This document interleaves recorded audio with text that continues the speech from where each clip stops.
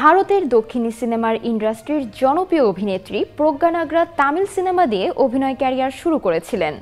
সেখানে মালায়ালি মেয়ের চরিত্রে অভিনয় করেন প্রজ্ঞা। যদিও সিনেমাটি নেতিবাচক প্রতিক্রিয়া পেয়েছিল, তবে অভিনেত্রী তার অভিনয়ের মাধ্যমে নিজেকে প্রতিষ্ঠিত করেছেন দক্ষিণী বিনোদন জগতে। পরে তিনি মালায়ালাম ও তেলুগু সিনেমাতেও অভিনয় করেছেন। সম্প্রতি এই অভিনেত্রীর সামাজিক যোগাযোগ মাধ্যমে ব্যক্তিগত ভিডিও ফাঁস হয়েছে, যা নেটিজেনদের মাঝে আলোচনা সমালোচনার ঝড় তুলেছে। এ নিয়ে যখন চারদিকে নানা সমালোচনা ও চর্চা, তখন বিষয়টি নিয়ে মুখ খুললেন প্রজ্ঞা নাগরা বলেন, ভিডিওটি ভুয়া, যা আর্টিফিশিয়াল ইন্টেলিজেন্স দিয়ে বানানো হয়েছে।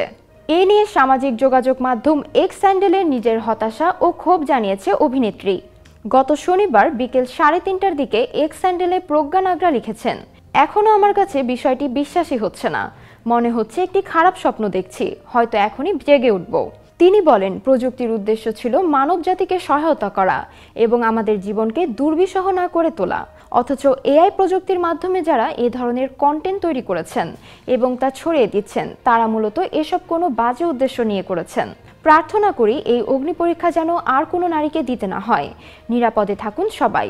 উল্লেখ্য, 2022 সালে তামিল সিনেমা ভারালারু মুক্কিয়াম সিনেমার মাধ্যমে বড় পর্দায় ডেবিউ হয় প্রজ্ঞা নাগরার। পরের বছর 2023 সালে মালয়ালম সিনেমা নাধিকালির সুন্দরী যমুনাতে দেখা গিয়েছে তাকে।